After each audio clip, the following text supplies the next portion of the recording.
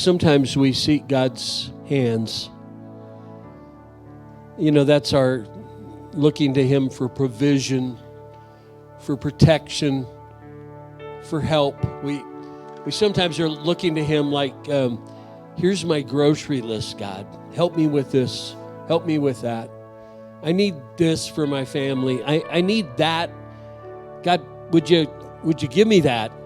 And so often we're seeking His hands. And on in this passage of Scripture, it says, look to the Lord and His strength. Seek His face always. Seek His face always. I want to declare to you today for 2024, as a church, we're not first to seek His hands. We're first to seek His face.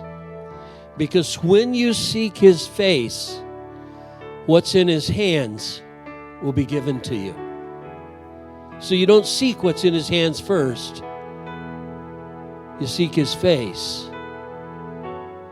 What does that mean?